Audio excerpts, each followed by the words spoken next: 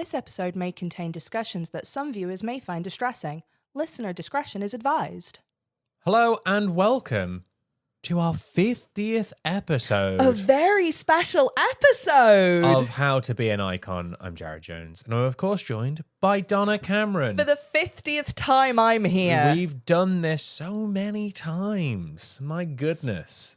It is our year anniversary next week is when it falls, which I don't really know how that works, but that is... It's just the way the dates worked out. Look, the spreadsheet said so, and that's how that is. So, you know... We trust the spreadsheet more than we trust ourselves. Absolutely. So... it just makes itself. We just turn it on and it just tells us what we're doing. We have no control over this. It is like the Rosetta Stone, it's. But if you haven't already, please give us a follow on your podcast platform of choice, whether you're on Spotify, Apple Podcasts, and give us a 5-star review while you're there. We would really, really appreciate it. We're also on Instagram, How to Be an Icon Pod.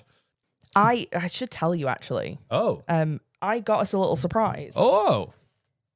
What? I got us a little bottle to pop. Oh. For our 50th. That is a little... It's a little bottle of champagne, but it is the middle of the day and we both have coffees and other things to do. We do have other things to do. Do you know what? We will save that. Believe that we...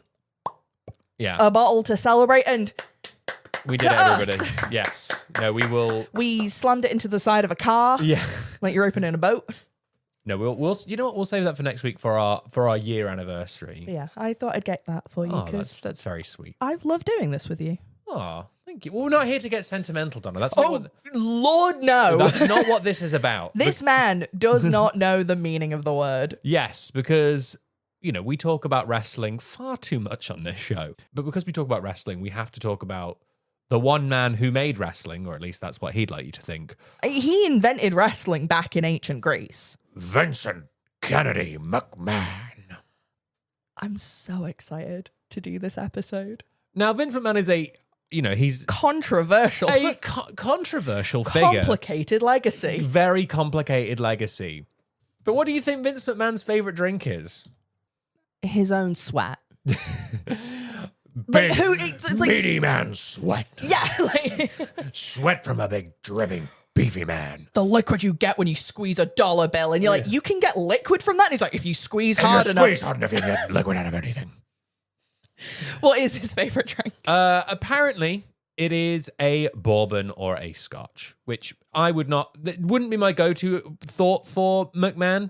Obviously a beer, but he doesn't like beer because that's what Stone Cold drinks. Oh. It's too low class. I think he just drinks whatever's put in front of him, and he'll just, you could put motor oil in front of him, and he'll just consume it. So. Well, yeah, of course he does, because as I've said to you personally, and now saying publicly, he's a Looney Tunes Logan Roy. Oh, he sure is, and buddy, we'll get onto all of that in just a little bit. But Vincent Kennedy McMahon, great name, was born the 24th of August, 1945, in Pinehurst, North Carolina, to mother Victoria Vicky Askew and Vincent James McMahon, Vince Sr. I'm going to be calling them Vince Jr. and Vince Sr. So Vince Sr. is Vincent James McMahon. He was a wrestling promoter himself, and Vince Sr.'s dad and Vince Jr.'s grandfather was Jess McMahon, who was a boxing and later wrestling promoter. Mm-hmm. And now this is like sort of turn of the century, what we would call amateur wrestling feel, but it was predetermined. So, the bouts could go on for quite a long time, but the finishes were, put on sort of thing. It was the very early carnival days of wrestling. I get you. They're like side shows to other things that were also happening. Yeah, it's a lot of that, and it would be these big fights. It would draw big crowds. Vince Sr. left Vince Jr. not long after he was born to continue wrestling promotions. He was, going in and around all over the place because it's a job that requires you to do that. Vince Jr. would not see his father until he was 12 years old. Wow. Yeah. Vince would go by Vinnie Lupton after his stepfather, Leo Lupton.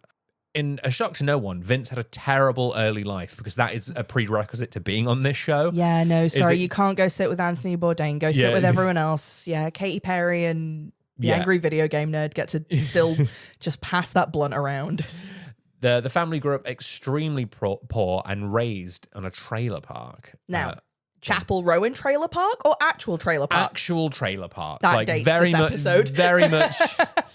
Very much a very real trailer park. In a 2016 interview with Muscle and Fitness, McMahon would say, "I grew up dirt poor, where you're in that class, a lower economic class. Everyone is, quote, above you.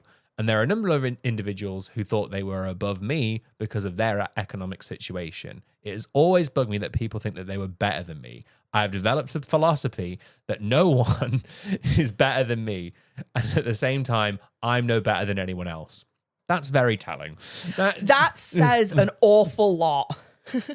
But Vince, he was physically and sexually abused by his stepfather. He spoke in a 2001 Playboy interview about his stepfather, saying, "It's unfortunate that Lupton died before I could kill him. I would have enjoyed that." Now, that's the kind of thing that you need to understand about this is what Vince McMahon is like. Like, that is the sort of person that he is. I find Vince McMahon one of the most fascinating people out there. And it's things like this that you just go, he feels fictional. Yeah, he does feel fictional. It's the thing of going, not that I don't believe he's real. I know he's real. He's so real. He's so real. He's too real. But it's like, just that you have progressed, that you exist and continue to, is like baffling to me. Vince would end up going to military school at Fishburne Military School in Waynesboro, Virginia. Oh, that was nice. He would struggle with dyslexia, was one of the things that he had a real problem with growing up. Well, you want to come join us, Vince? Yeah. We can't read either. But according to McMahon, he, quote, majored in badass at school. So, you know. Because he is already saying things like, no one's better than me and I'm not better than anyone else. But I majored in badass at school, you know. I was too rad for the military. I have a PhD in being a cool dude. Yeah, that's it. At age 12, Vince would meet his biological father, Vince Sr., for the first time, and Vince Jr. took an immediate interest in professional wrestling, and he wanted to become a wrestler, but his father discussed that promoters do not appear on shows. That is not what you do. Yeah. I guess it would be seen as kind of gauche. Yes, it would be. It's like the producer putting himself in the Broadway show that you go, That's exactly it. So the way that wrestling used to work was that it was down to territories. So Vince Sr. ran the New York territory of professional wrestling, which, you know, it was split into different areas. So it'd be like Georgia, Florida, California, you know, it would all be kind of split up in different ways. And some of these areas are were very protected, like Georgia and like the Carolinas were big kind of territories for... Yeah. But because, you know, he was in New York, Vince Sr. would run shows in Madison Square Garden. So it was quite a lucrative place for wrestlers to work anyway. Like, it was kind of... It's a big deal. It was definitely a big deal for where wrestlers would want to go. Vince Jr. would attend East Carolina University and got a degree in business. And in 1966, he would marry his teenage sweetheart, Linda Edwards, now Linda McMahon. They met when Vince was 16 and Linda was 13. So and they've been together a long time. They have been together a long time and are still technically married. By law. By law. They are still married. They are still married. They definitely sleep in different houses. Vince Jr. had a brief, unsuccessful career as a traveling salesman. The thought of him trying to sell me anything door to door is truly horrifying. You want to buy a vacuum cleaner? You want a vacuum? Yeah, like, oh. You want to get some knives? They cut through anything. Human bone. Have you seen an encyclopedia? World knowledge. And you're like, oh, God, go away. Everything you could ever want to know is in here. You're just a housewife on a bunch of Quaaludes and Vince McMahon is like knocking up on you, just shouting at you. But after that, he decided that he wanted to work with his father in his wrestling promotion, the Worldwide Wrestling Federation, or the WWWF. It's not quite a WWWF. Sounds like an old website. It does. /http://wrestling.index. But Vince would start out as a ring announcer in 1969, which was quite common for promoters to start out and working their way up, you know, setting up rings, being a referee or a timekeeper or an announcer or things like that. That was quite common. He would, in 1971, become the main play-by-play commentator for the WWF. and would continue the role until 1997, which is amazing because he's terrible at it. He's so bad. Vince is a notoriously bad commentator. He is an awful commentator. He often did not know the names of moves, and when that would happen, he would just say, "What a maneuver!"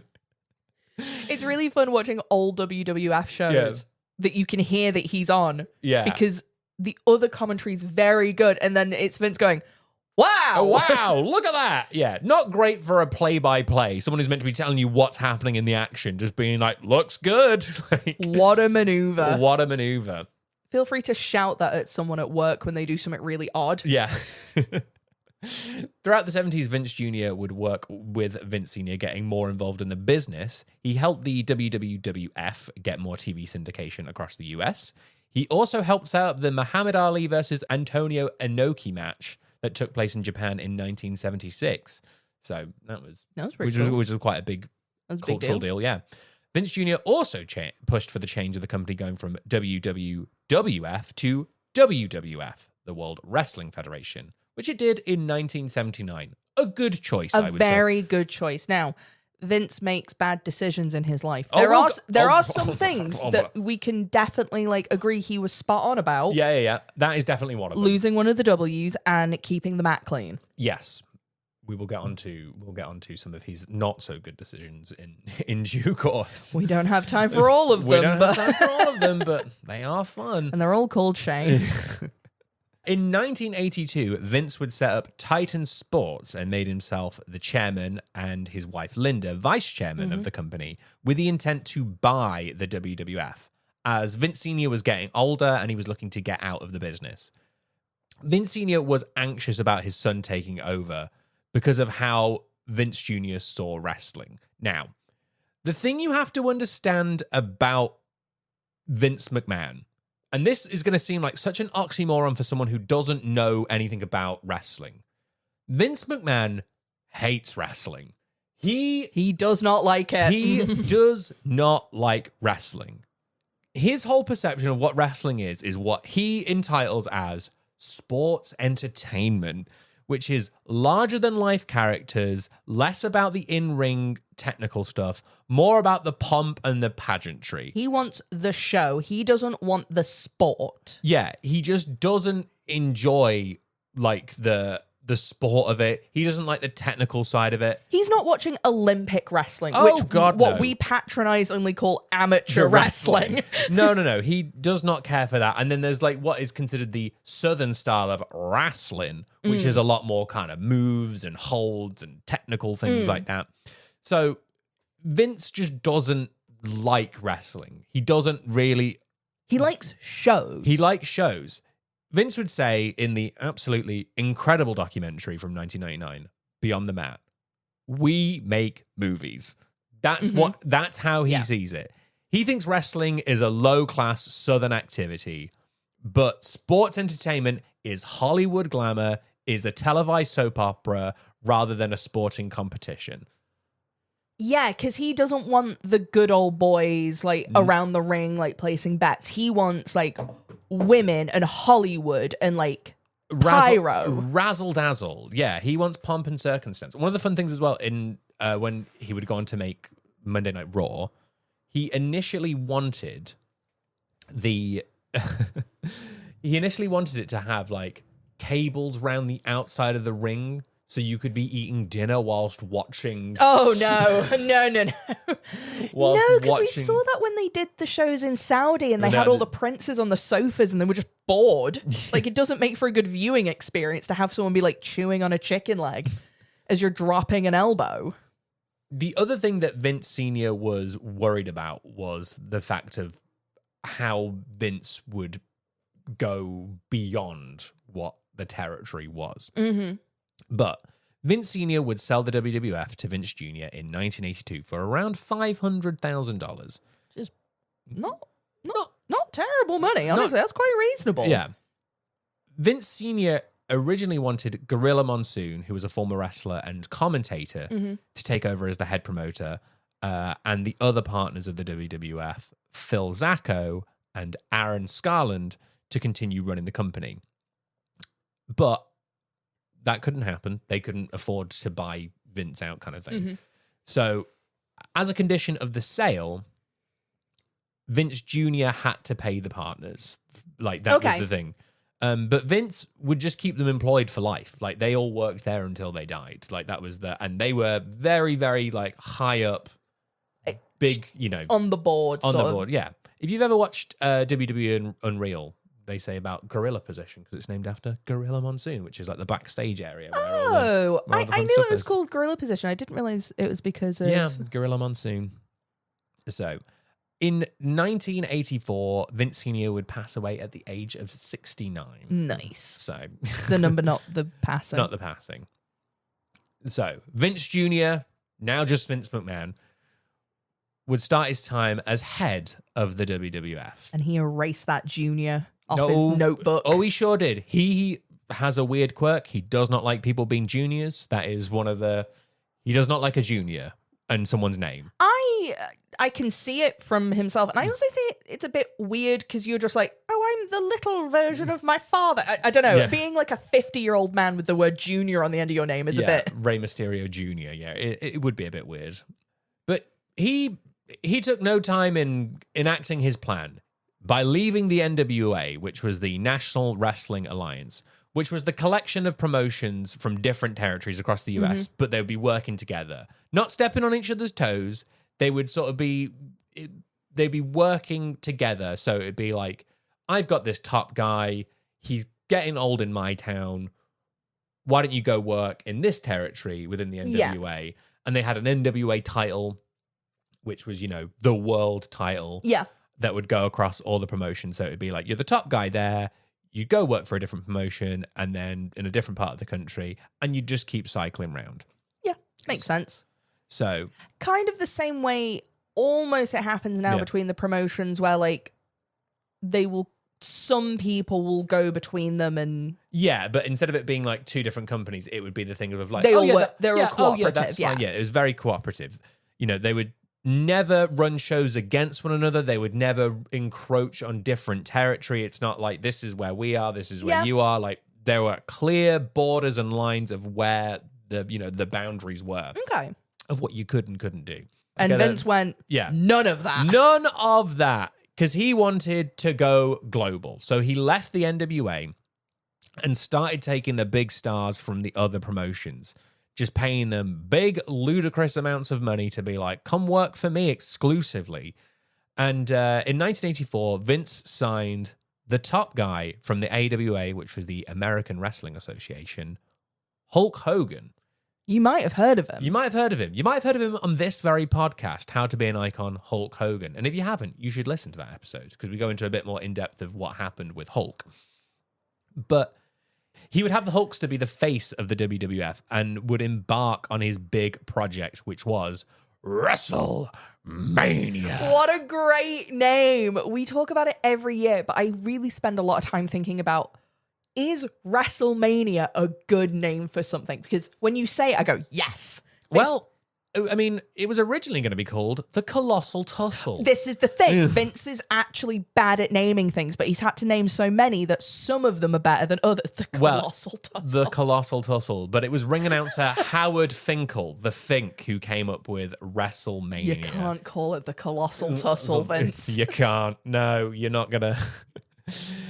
I'm not standing here and announcing the Colossal Tussle. But yeah, WrestleMania 1 took place in Madison Square Garden in 1985 and was headlined with a tag match between Hulk Hogan and Mr. T and Paul Orndorff, Mr. Wonderful, and Rowdy Roddy Piper. That's fun. Yeah. People, I do find it very funny when people get very arsy about celebrities being involved in WrestleMania. And it's like, bud, what They always have been. They always have been. Andy Warhol and Liberace are there at the first one, you know.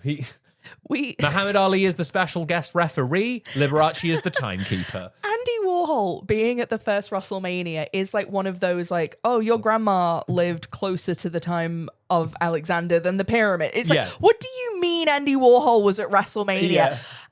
If you've never seen it, you can find an interview with him.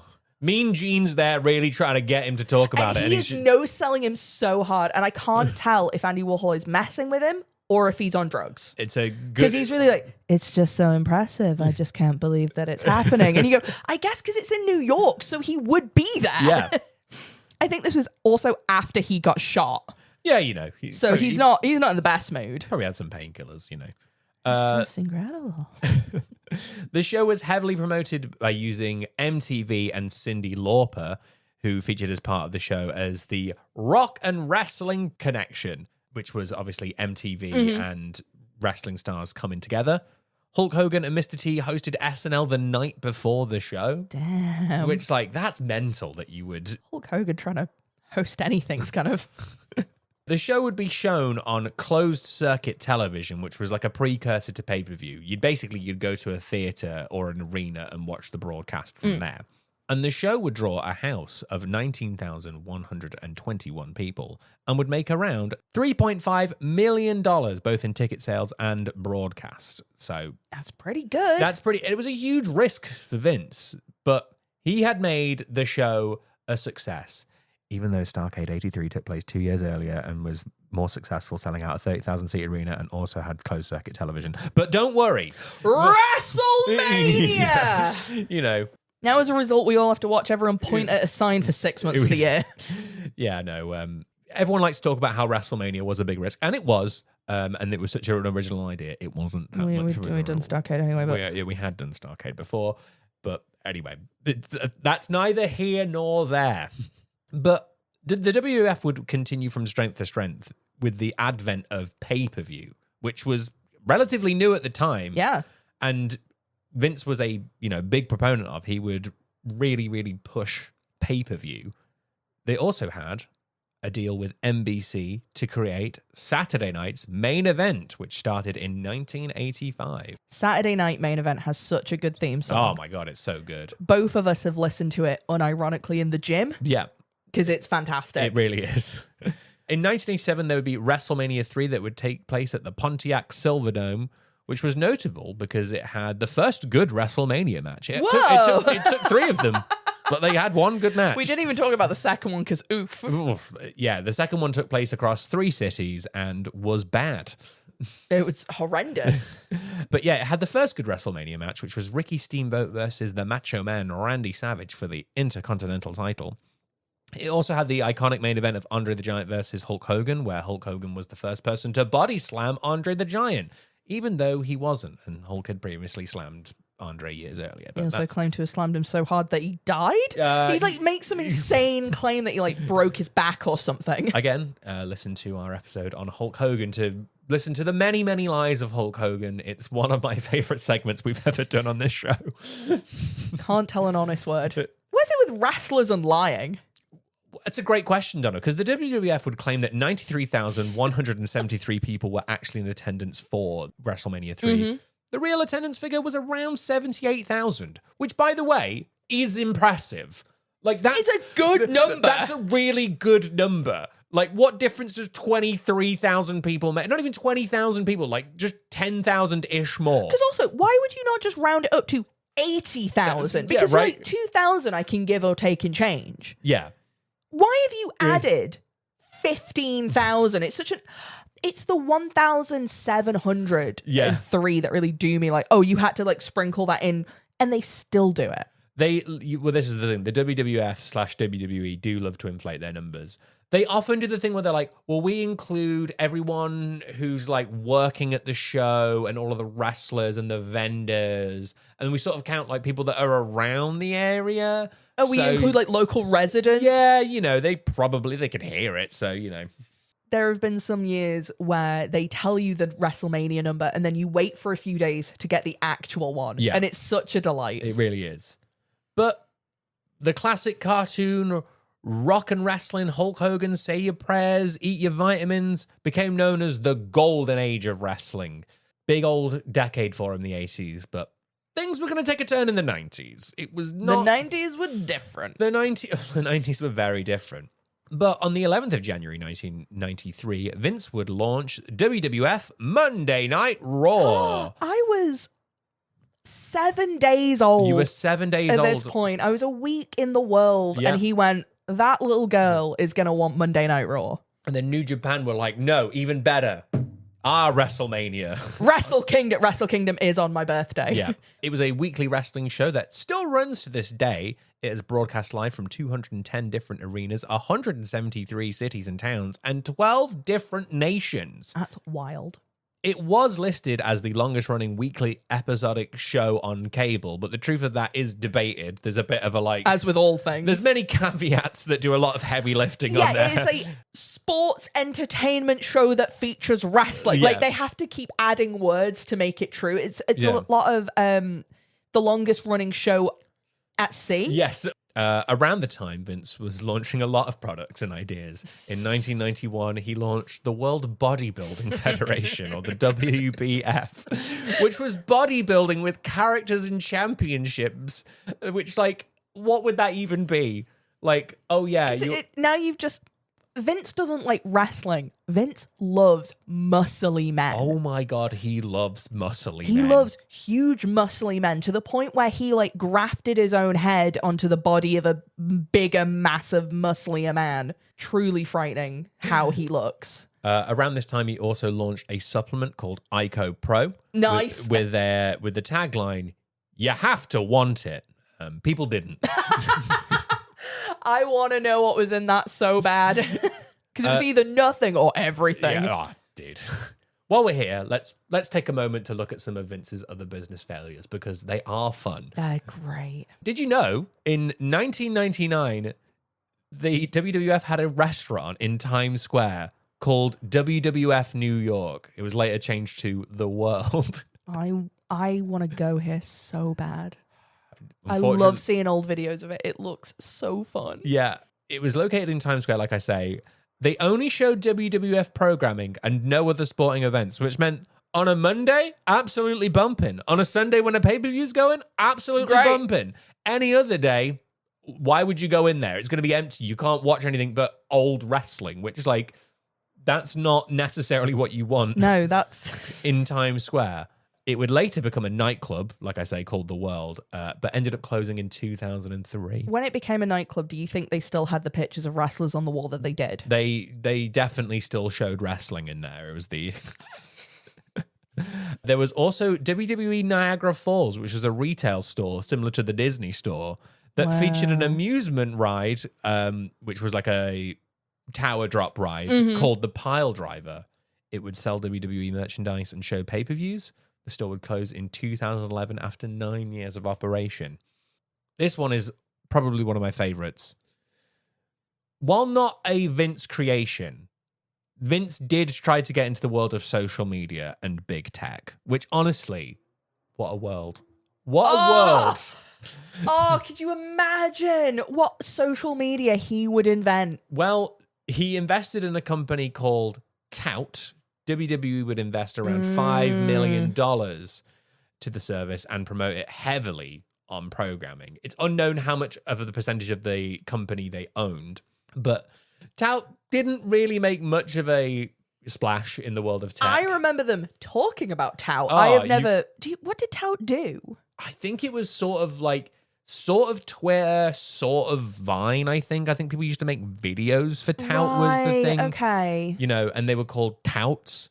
Wow. But the company did not make much of an impact. And in late 2013, WWE stopped promoting the social media service. The company would eventually close in 2019. That's actually wild. It took them... It was only 7 years ago that Tout died. Yeah, right? Isn't that mental? Imagine being the last 3 guys in that office and watching it getting smaller and smaller every day. There is one more very big failure, but we will get onto that a little bit later. Anyway, back in the 90s, you know, back in the best decade, as people keep telling me, a few big things had taken place. In 1993, Hulk Hogan left the WWF and joined rival promotion World Championship Wrestling. Bastard. Yeah, WCW.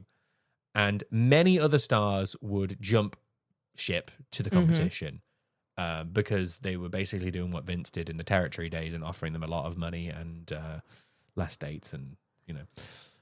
So more creative freedom. More creative freedom, yeah.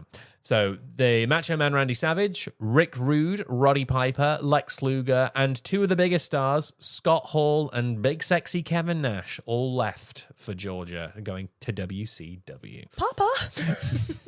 We're not going to talk about WCW right now. That's a whole other... There's so much. That is a whole episode in and of itself, and I can't wait to talk about it because I love WCW. What a mental company. What a mental company. I love Eric Bischoff. I love Eric Bischoff. What a stupid company. What a company that you just go, you know what? Business is so boring and plain and safe now. Like, honest to God, it's so by the numbers.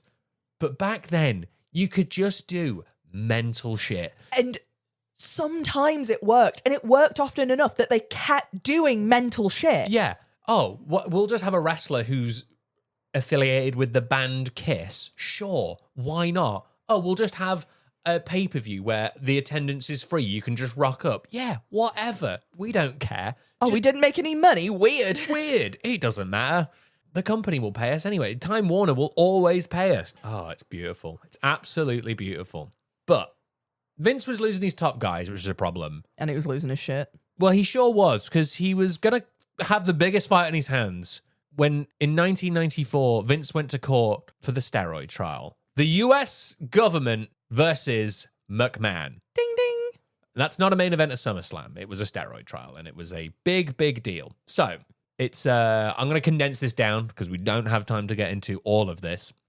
But in 1991, Dr. George Zoran, a Pennsylvania doctor who works as a ringside doctor for the WWF, had been convicted of illegally supplying anabolic steroids, just common general.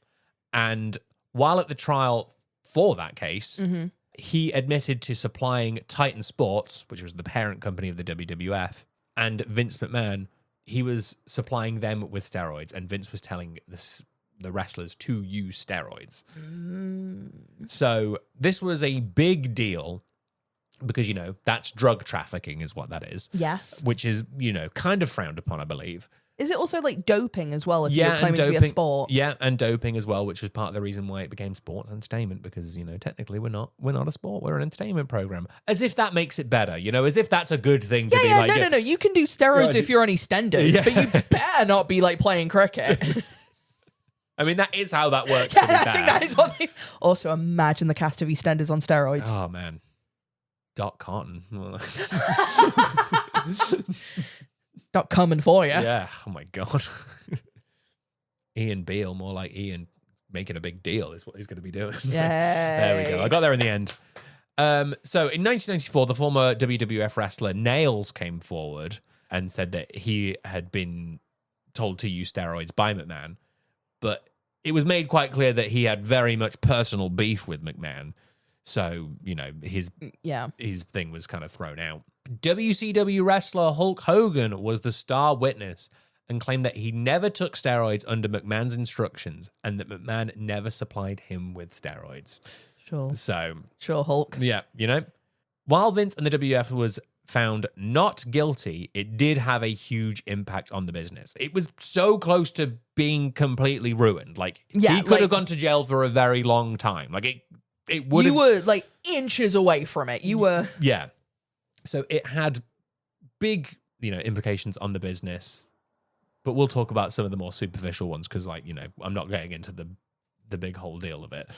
One of the things is that it had to be seen that there weren't big guys on TV. You can't be having like a bunch of jacked dudes. Yeah, you can't have like your Macho Mans and like these huge cartoony like 80s looking action men. So they went with smaller guys, which were like Bret Hart and Shawn Michaels, which like Bret Hart's still a big guy. I was going to say Shawn Michaels wasn't tiny. No. They also closed down the WBF as well, which... Boo. But during this time, now known as the New Generation, the creative was not great. Mm-hmm. Every wrestler was even more of a cartoon character, and they had a job. That was always the thing. Big problem in wrestling. People don't know how to make wrestling characters, so they just give them professions. There was Duke the Dumpster Droese, a wrestler and bin man, Isaac Yankem DDS, the commentator Jerry Lawler's evil dentist, Thurman Sparky Plug, a speed car racer, Phantasmo, a magical man, the Goon, a hockey player and wrestler, Mantor, a half-man, half-cow wrestler, and Max Moon, a spaceman turned wrestler. Why are you a spaceman? Why is a spaceman? Why have we got a Minotaur on the show? Why is there an evil dentist? Why is Jerry Lawler's dentist on the show? Who would later turn out to be Kane. My God, it's gotta be Kane. At this point in time as well, you have to remember, this is like the mid-90s as well. It's one of those bizarre things that you have to remember. This was like Doofy in the 70s. Yeah. You have to remember that like Oasis was out now. Like Oasis had made 2 albums at this point. Nirvana had happened. Nirvana had been and gone at this point. Kurt Cobain was dead at this point. Oh, shit.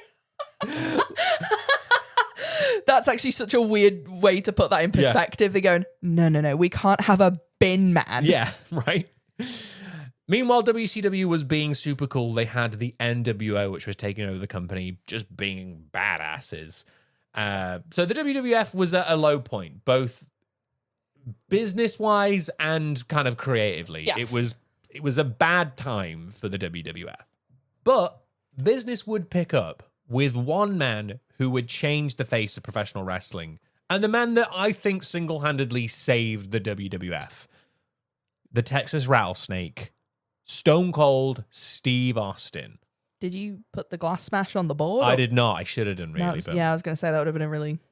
But yeah, Stone Cold was a beer-drinking Texan everyman who would flip off and stun at anyone who got in his way. Babyface, heel, it did not matter to Steve. He was coming for you. And people were like, this guy is the tits. He's awesome. Because we'd gone past the, like, you know, when you're there with Sparky Plug and Max Moon and all that crap. It's like, no. Here's a real man who's just like, I do not care. He is drinking beer and starting fights. Yeah, I can relate to that. Steve Austin would become the top babyface of the company after winning the 1997 Royal Rumble and facing Bret Hart in what is considered one of the greatest WrestleMania matches of all time. So we've got our big old babyface, our big badass babyface, and he needs the perfect heel to go up against. And who better than the boss himself? Yes! Vince McMahon. Vince had inadvertently turned heel after the Montreal Screwjob. Now, if you're a wrestling fan, you've heard about the Montreal Screwjob a million times. You can just say it along with us. You can say it along with us. You know the we all know the words. But for the baby. But for the normal people out there, Bret Hart, the best there is, the best there was, the best there ever will be, had been with the WWF for 14 years.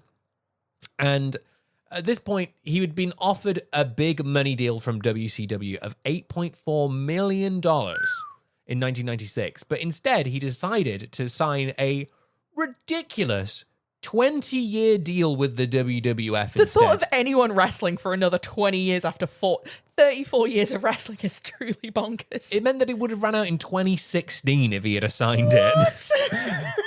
Well, he did sign it, but it did not. It didn't work out that way. It did not things we're going to talk about later. Yeah.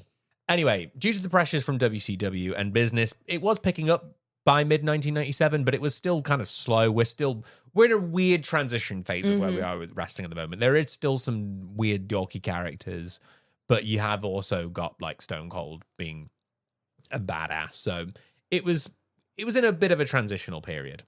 Bret was unhappy with Vince, and Vince was unable to fulfill Bret's contract. So he let Bret go to be able to negotiate with WCW. Bret ends up signing with WCW, and on his last night in the company was Survivor Series in 1997 in Montreal, Canada, where Bret would be facing and losing to his longtime rival, and let's just say a man that Bret did not like, and we'll leave it at that. There was a lot of professional animosity, and Vince definitely goaded it on and really absolutely and played the two off of each other and made it worse than it needs to be. Bearing in mind that Bret Hart is a man who already has nothing nice to say about anyone ever. But yeah, he was facing Shawn Michaels, so all good, right? You know, he's gonna put Shawn over in the end, and that's all fine. That's always the thing. When you leave, you lose. Yeah, you go out on your back. Bit of a wrinkle in this though. Bret was the world champion at this point, and he's a very proud Canadian. And he refused to drop the belt to Shawn in Canada. He just would not do the job. So what do? You got to get the belt off of him in this predetermined sport. Yep. How do you do that? Vince and this young whippersnapper named Triple H came up with an idea. If Bret wouldn't drop the belt willingly, then we will take it off him unwillingly. So they screwed Bret. The match was going as planned when Shawn Michaels put Bret Hart on his own move, the sharpshooter, and the referee Earl Hebner called for the bell, claiming that Bret had tapped when he actually hadn't. Now, Bret was pissed. Oh, he was fuming. He started throwing things around the ring, writing WCW in the air. He spat at Vince McMahon on live television. And he got him right in the eye. He did, and then he punched him in the face backstage. The reasoning was that Bret could turn up the next night on WCW with the WWF World title, which would be a huge problem, even though he actually contractually couldn't. Do you know how I know that? Because he didn't show up the next night on WCW. With the title. Even if he had the title or not, he didn't show up on Nitro. So there was no way that it could have been done. But nope, they took the belt off of him. And the next night on Raw, Vince did a pre-recorded interview with a black eye and said the line, "Bret screwed Bret." And then the Mr. McMahon character was born. Vince was no longer a commentator. He was the evil boss of the WWF, and it was Stone Cold Steve Austin's job to raise hell and make Vince's life a misery. Yeah, you don't like your boss either. Yeah. It's just like that. It was like Fight Club before Fight Club, you know? It really was. It was like fun Fight Club because, you know, This regular man would attack Vince McMahon while he was in hospital with a bedpan. He would spray him down with a hose full of beer from a beer truck. He would fill his car with cement. Oh. He was awesome. He would flip him off and give him a stunner. It's badass, and I don't care. It's awesome. It is fun. And it is definitely like, yeah, imagine doing that to your boss. You can't, but we're doing it. It's a lot of that because there's like women... Yeah, in underwear around as well. And the thing as well, the thing that I will absolutely say for Vince McMahon, or Mr. McMahon, I should say, the character. Mr. McMahon is a perfect wrestling character. Yes. Because I think it's like kind of almost close to an Elmer Fudd Bugs Bunny cartoon. Because Mr. McMahon will always get his receipt. He will always get... Mm-hmm. He will always get his comeuppance. Stone Cold, the glass would shatter, and Stone Cold would kick Mr. McMahon's ass, and Vince would sell it so much. Every time. He would do despicable things, but Steve would come in and kick his ass every time, and it was great. Vince McMahon is genuinely, and I say this unironically, one of the best sports entertainers. I will not call him the best wrestler. No. He's so good at sports entertainment and at what WWEF was doing at the time. Yeah. He has such great facials, the way he's just like, the way he walks down to the ring. He's so cocky. He's such a prick. You want to see him get his ass kicked. He's such a presence in the ring, and it's like very hard to do when you're in those huge arenas and everyone is yelling to still have the presence. Yeah. To like, and he gets his comeuppance every time, and it's so good. It's so good. I can watch Vince McMahon in the hospital segments. Oh, it's so good. With Mankind's there with Mr. Socko, and he's there with a clown giving him all the balloons, and he's like, "Get this man away from me!" And then Stone Cold's there, like, hitting him over the head with a bedpan. It's so good. I can't. He gets up, you see his butt in there, like, and Vince will make an ass of himself because he knows that's what people want, and. This was kind of the great part of this late 90s period of wrestling. If you've ever had to listen to an uncle talk to you about wrestling, this is what he's on about. He's talking about the Attitude Era. It's full on raunchy car crash television, ultra violent, tits everywhere. Too hot for television. Jerry Springer, absolute bibbins. Like, it's It's so good, though. Like, some of our favorite things are on this list. It's where you get Mankind getting thrown off the Hell in a Cell, which everyone has seen. You got the hardcore title where they're going backstage and they're fighting in supermarkets and in airports, just like doing absolute nonsense. You got the TLC matches, and my personal favorite, the Big Boss Man dragging the Big Show's dad's coffin out of the ground during his funeral. Watching the Big Show, shitting himself a little bit, because it's all a shoe. He is driving that car. Also tits, blonde hair and big tits. A lot of blonde hair, a lot of big tits. Making Trish Stratus bark like a dog for Vince's amusement in the middle of the ring. The allegations were not shocking, okay? Like, put it like that. There was definitely, like, when that all came out, no one was like, oh my God, I can't believe it. Everyone was like, oh yeah, Vince McMahon, that makes sense. We do, however, have to talk about, I think, one of the biggest stains on Vince's legacy and career. The massive tragedy that took place on the 23rd of May, 1999, during the Over the Edge event in Kansas City, Missouri, where wrestler Owen Hart fell to his death after being strapped to a harness that was not designed to take the weight, and the harness had a quick release mechanism to reduce the time to remove the harness, and it's believed that it went off while he was descending down. Owen fell 78 feet, 24 meters, and his chest hit the top rope of the ring. God. He died of internal bleeding and blunt force trauma at the age of 34. So, you know. Which is just unbelievable. Like, I know a lot of people are very unhappy because, like, Vince didn't pay proper union workers to fix it. Like, there are things he could have done to make sure that was not. Yeah, there was a lot of things that could have been done. The fact of the insistence on a quick release mechanism, which, you know. Yeah. It was, you know, a real tragedy. The issue was that the pay-per-view event carried on. He didn't stop the show. Now, luckily, the crowd didn't see what had happened because the house lights were turned down because they were playing a video package at the time. But because of that, they decided to carry on because he didn't want to refund the people in the building and he didn't want to refund people who bought the pay-per-view, which, like, come on. Yeah, like, you have just had someone die.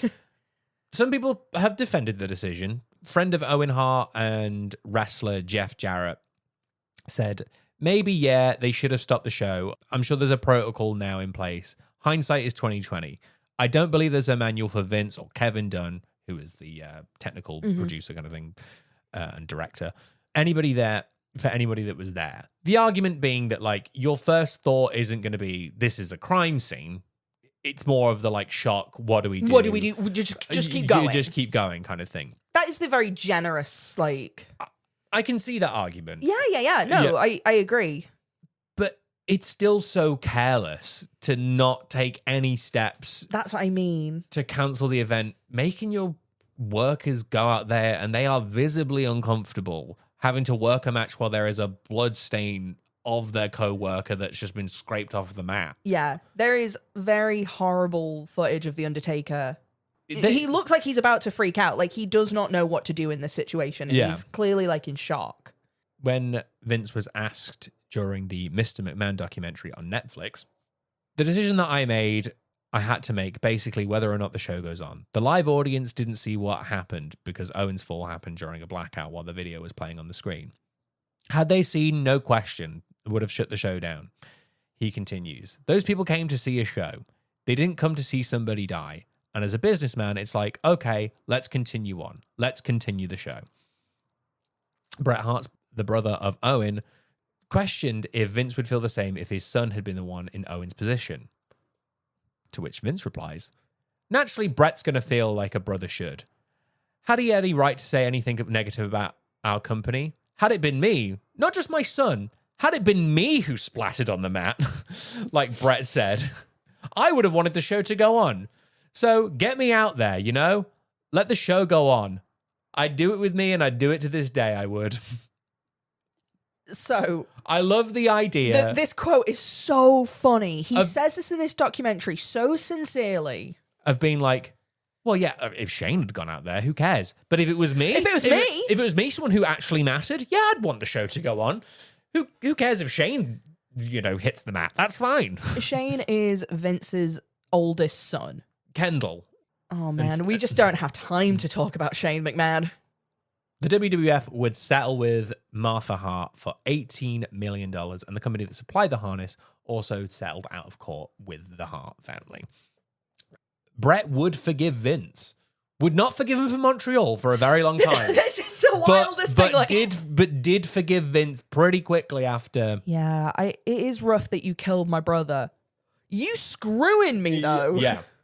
With that aside, WWF would still be the biggest promotion in the world, with a white-hot company during the Attitude Era with stars like Stone Cold Steve Austin, The Rock, Chris Jericho, Triple H, Kurt Angle, The Undertaker, Kane, Mick Foley.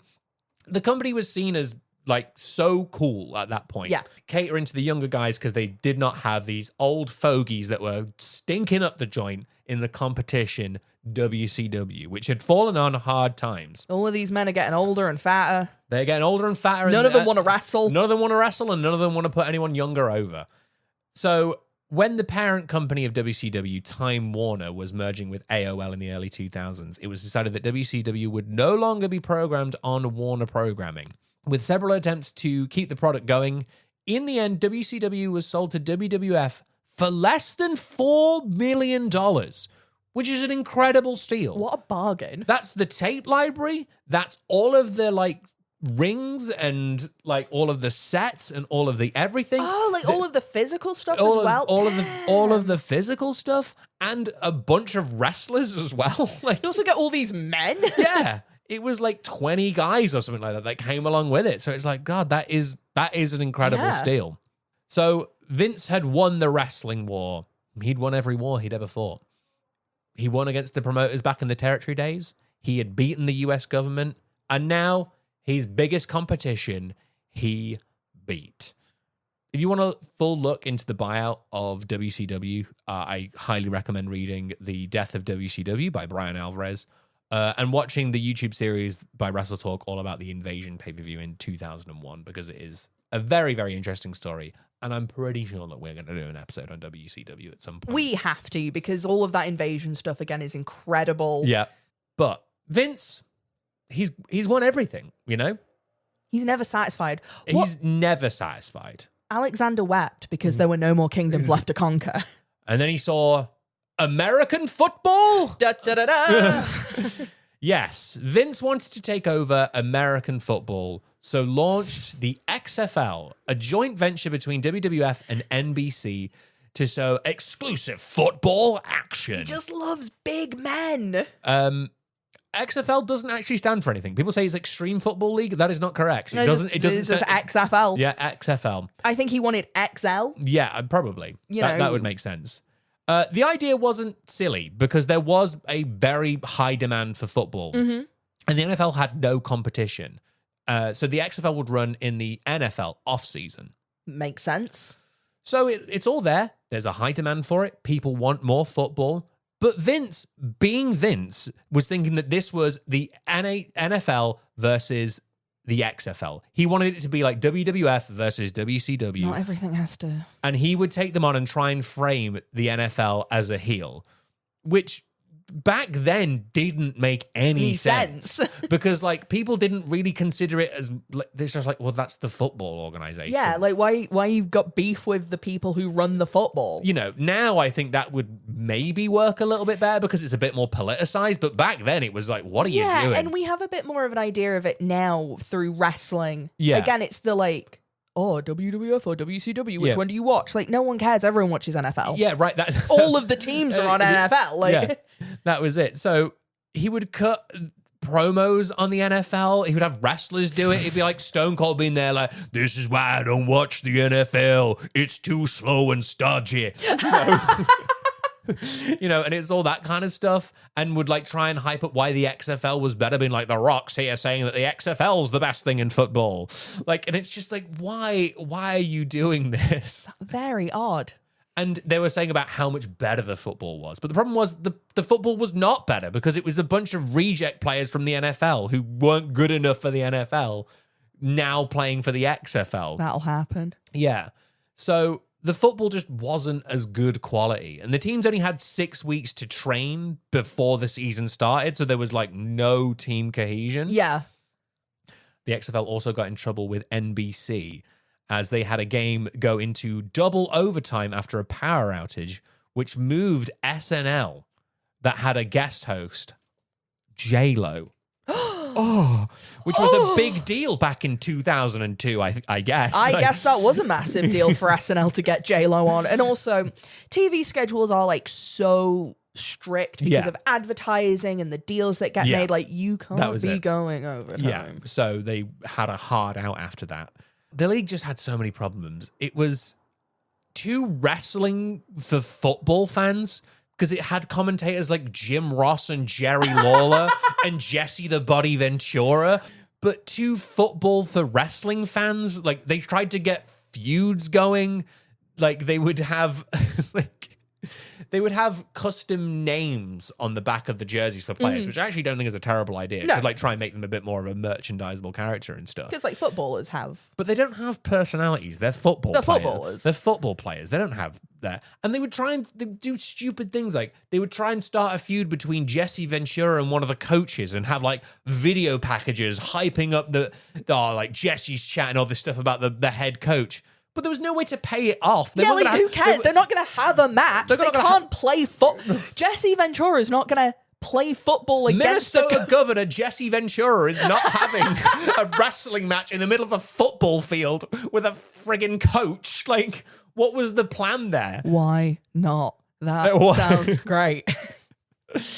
They did so many desperate things. They were like really hyped up that they were going to send a cameraman into the cheerleaders' locker room, being like, yeah, we're going to send him in. But it ended with a skit of the cameraman being knocked out and comedian Rodney Dangerfield walking around the cheerleaders' locker room in a towel for some reason.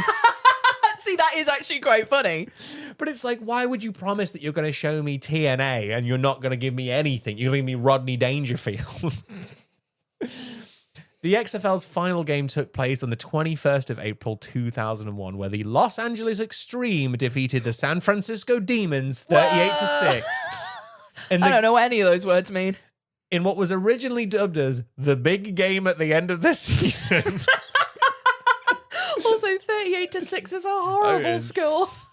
It was later changed to the $1 million game, but yeah.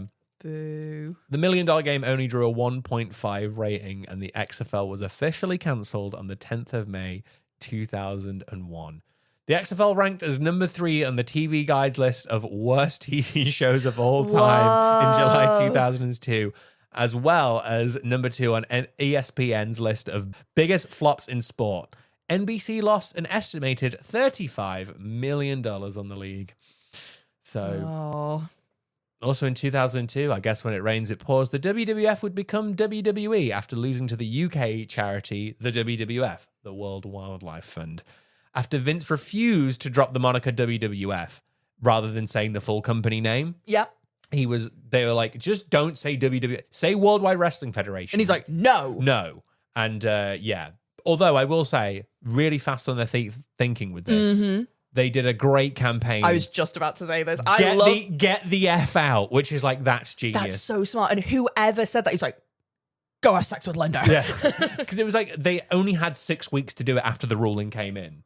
And it was going to cost them millions and millions of dollars to get rid of all this merch and change all the logos around. But fair play to them that they came up with get the F out. So going forward, we have to talk about another tragedy, but I'm not going to go too much into this because Vince is not directly at fault for this. This is we can talk all day about how this is technically Vince's fault, but like for this podcast and for what we're doing, I'm not going to go too much into it, but I do have to obviously talk about it. Professional wrestler Chris Benoit was found dead in his home with his wife Nancy and son Daniel on the 25th of June 2007. It was later found out that Chris had committed a double murder-suicide, and after medical testing, it was found that Benoit had sustained multiple concussions and suffered from extreme CTE.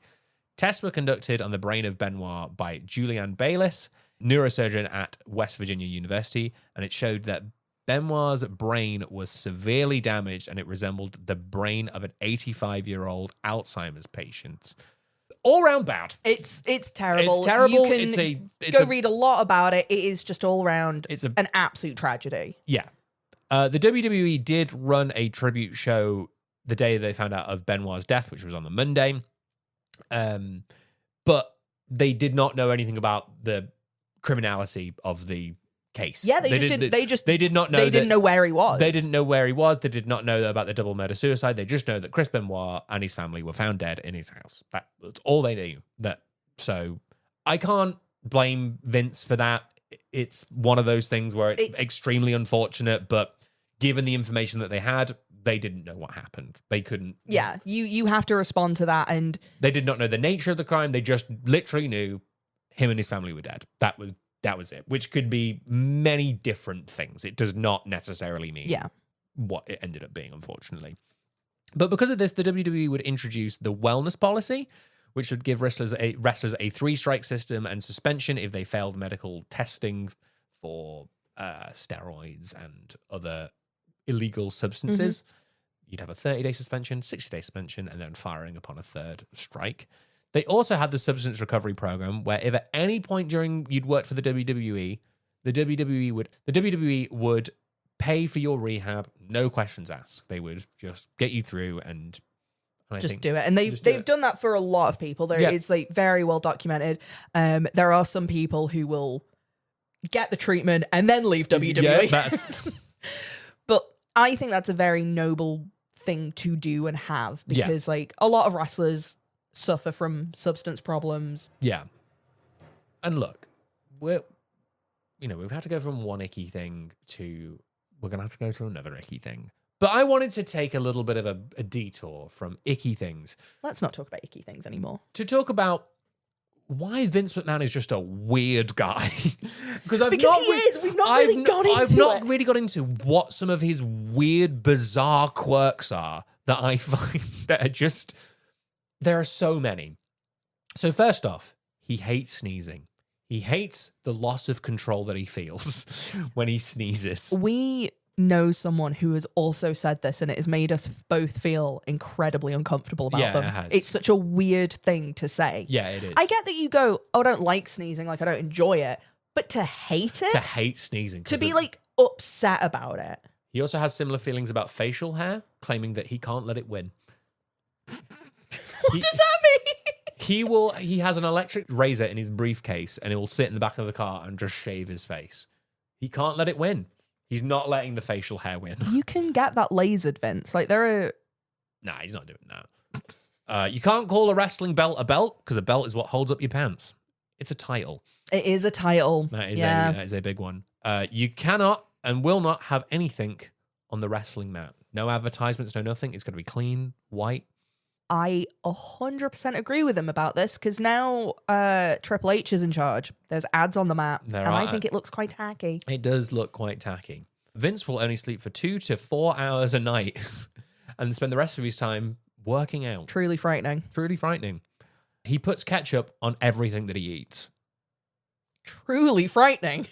He also didn't know what a burrito was.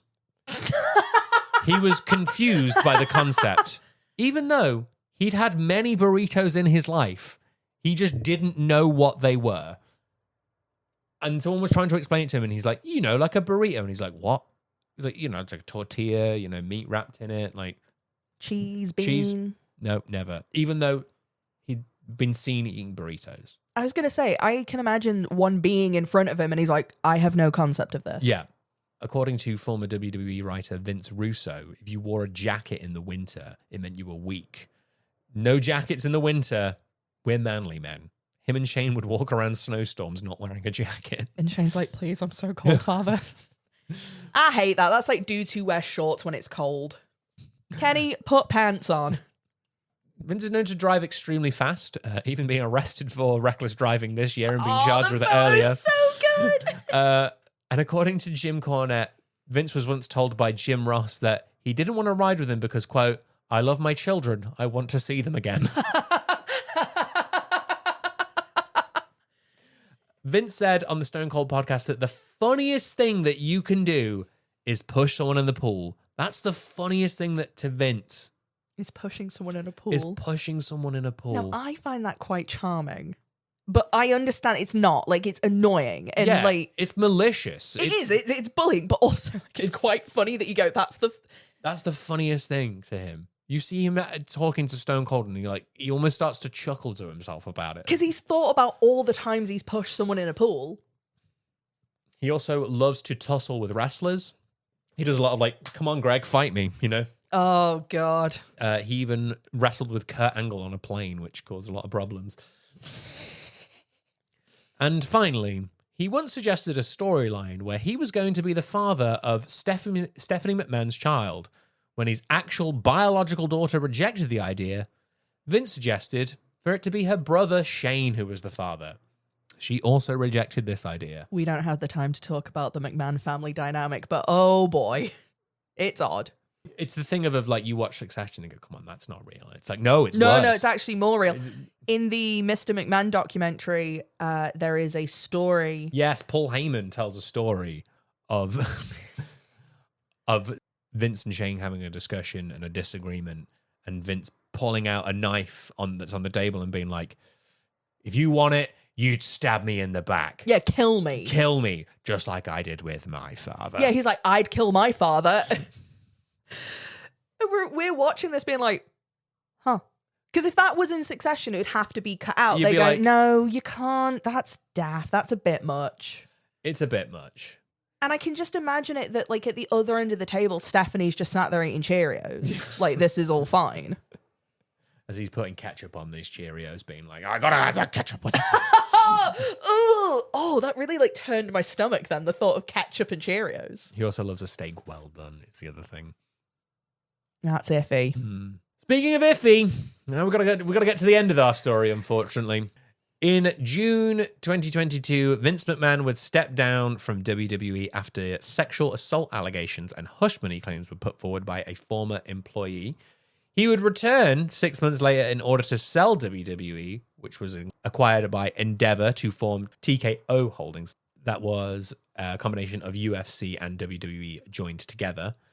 In January 2024, Vince would step down from WWE and TKO after a lawsuit was filed by Janelle Grant, the former employee of WWE who lived in McMahon's apartment complex. She claims that she was sexually trafficked, with her being set up for a meeting with a former UFC employee and current WWE employee, and repeated sexual assault during the years of 2020 to 2021. Grant alleged that she was subjected to extreme cruelty and degradation by McMahon and head of talent relations, John Laurinaitis. At the time of writing, the case is still ongoing, and McMahon vehemently denies all the accusations, which is all we can say on the matter. All of this was genuinely, like, it was upsetting. It was both upsetting and not surprising. We were in a bit of a thing of going, oh, it's someone else being bad. I think it was the thing of like, with Vince, you were never surprised by that, which, you know, the amount of things that he did on screen that were like extremely questionable, like making Trish Stratus bark like a dog, and, you know, having women all over him. They were, you know, having Sable, who had sued him before, come back to TV to make out with him and, you know, be with him on screen. You know, there are very, I'm going to say, odd storylines regarding Stephanie. Yeah, and, you know, just very, just inappropriate storylines anyway. Across the line, across the board, which, you know, were not, it wasn't surprising, but it was still upsetting. I think that's it. It was upsetting because, you know, I think a lot of people have the thing of like, well, Vince, he's kind of, you know, he's Mr. McMahon. He's there. He's, you know, getting stunned by Stone Cold. He's falling over. He's, you know. But then he's in interviews going, oh, I'm nothing like Mr. McMahon. I'm nothing like Mr. McMahon, yeah. But it's, you know, it's so obvious that he is that kind of character, like just in real life. And yeah, it's a difficult one because it puts you in a very difficult position because, you know, when the initial sexual assault allegations came out about him, he came out on TV to be like, I'm here, I'm always going to be here. And people cheered him. And like, you know, a lot of people at the time were like, oh my God, that's terrible. Like the crowd should have booed and stuff. But there's a Pavlovian response of when you hear Vince McMahon's music, you're cheering because for a lot of that audience, that's what they've seen their whole life. And they've also seen him do bad things on TV their whole life. So it's not surprising. He has kind of cast himself as a fictional character. Yeah. Deliberately or not. Like, again, this is not the discussion we're going to get into, but he did create this kind of thing that shielded a lot of what he was doing, or at least like smoke screened it. But his son-in-law, Triple H, would take over as COO of WWE and became head of creative under the TKO regime. But that, my friend, is a story for another time. And Vince got a wonderful mustache. He got a wonderful mustache and started dyeing his hair black. These allegations came out and he became El Vince McMahon, and he comes out with this insane black dye job and this iffy little mustache. It's so close to Hitler, but it's not. It's like that and a bit more Gomez Adams kind of thing. I think it's somewhere between Hitler and Gomez, which is why I call him El Vince McMahon. He really looks like he should be in a telenovela. He does. He looks insane. He does look insane. And like him now getting pulled over for like driving dangerously is even funnier. Yeah, it's gonna be it's so bizarre. He's so bizarre. But before we get into is Mr. McMahon, Vince McMahon, an icon, I just want to say thank you very much for listening. This episode's gone on a little bit longer, and thank you for listening to, if this is your first episode, if you listen to all of our others, thank you very much for being here. We really appreciate it for all 50 of these episodes. And if you would please give us a follow on your podcast platform of choice, whether you're on Spotify, Apple Podcasts, or wherever it is, please give us a 5-star review as well. You can find us on Patreon, patreon.com/howtobeanicon. You get access to our post show, plus other bonus content. I would really appreciate it as well if you leave us a comment down below. Who's your favorite wrestler? I'd love to know. What's your favorite move? And thank you so much for joining us for 50 episodes.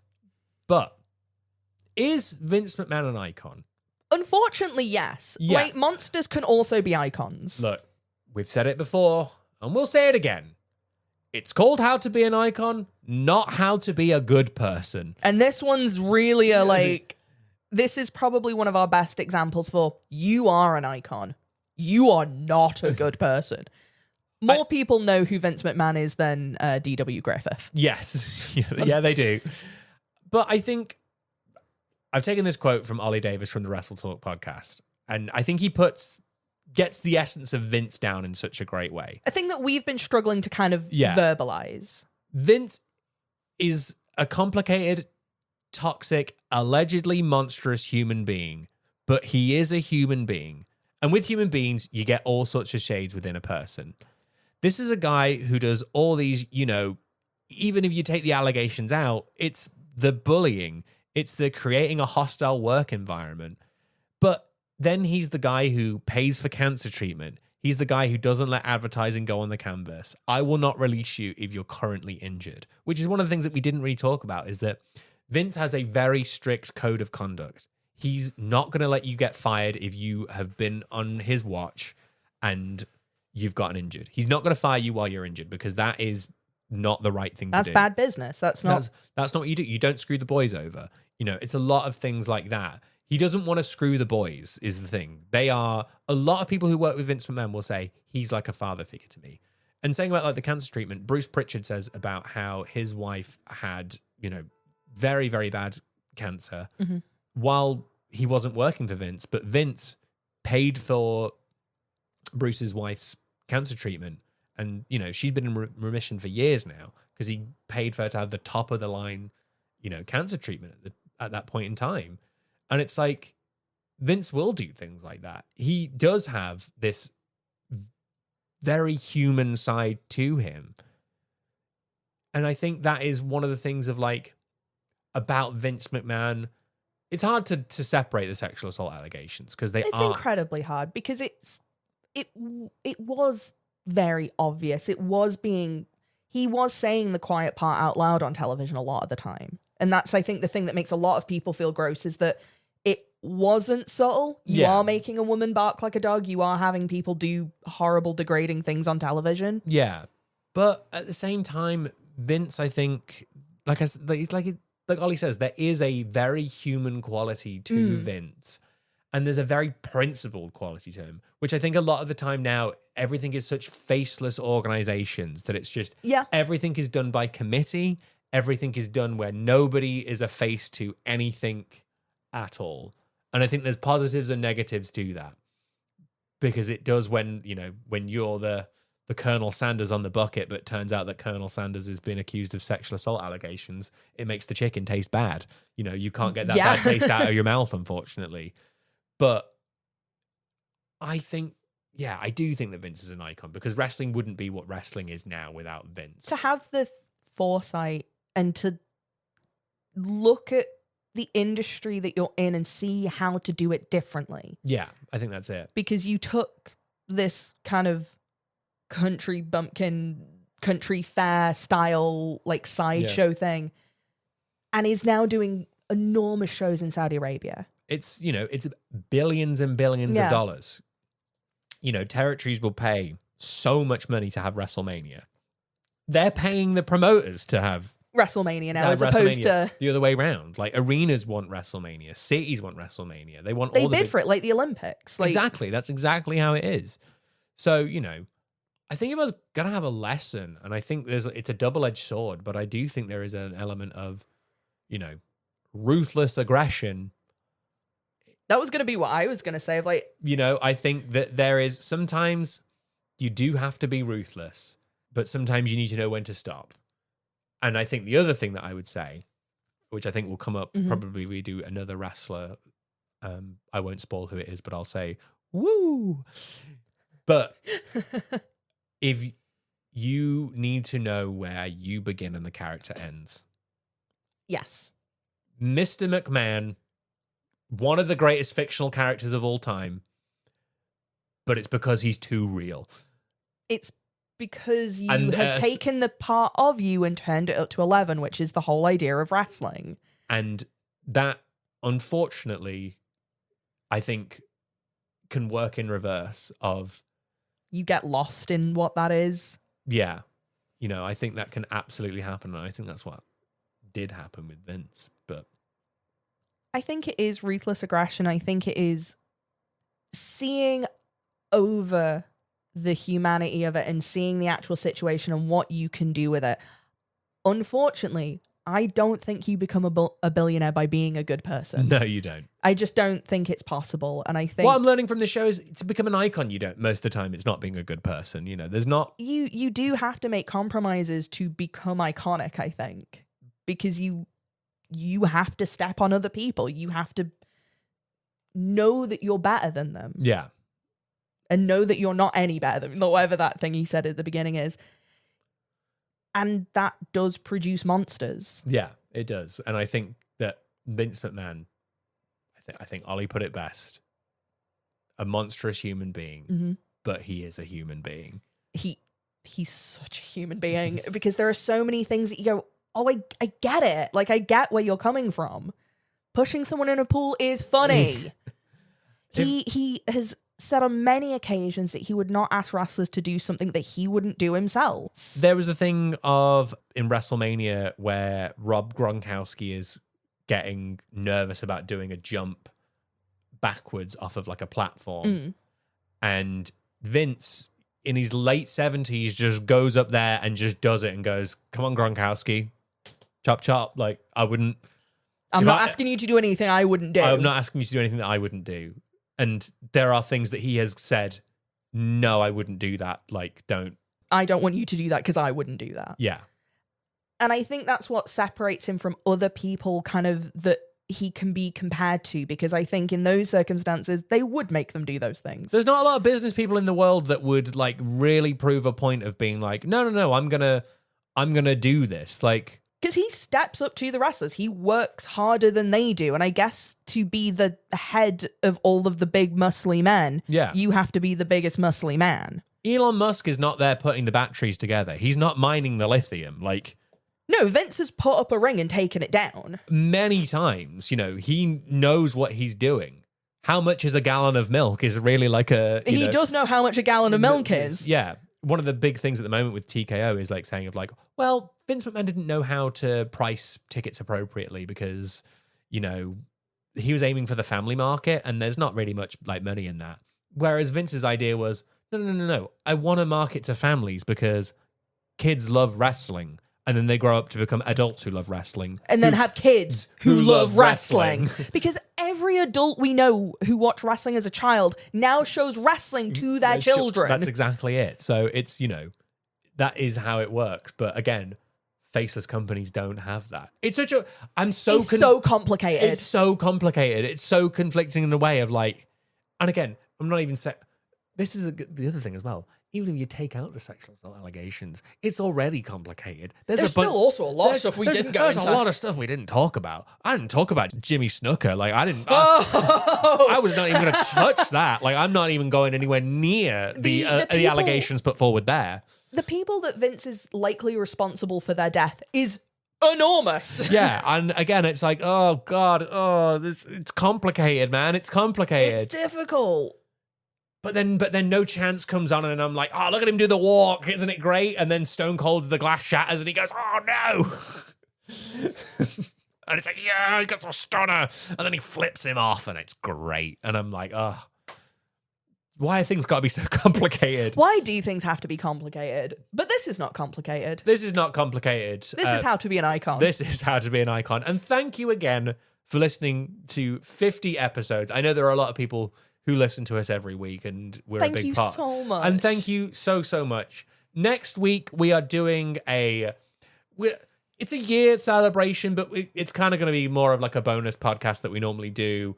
We'll have some Katy Perry news. I have a fun game for us to play. I thought you were going to say we'll have some cake. We might have, we might have a cake. We might have a cake. If we remember to buy a cake, we'll get a cake. Guys, do you want to listen to us eat a cake into the mic?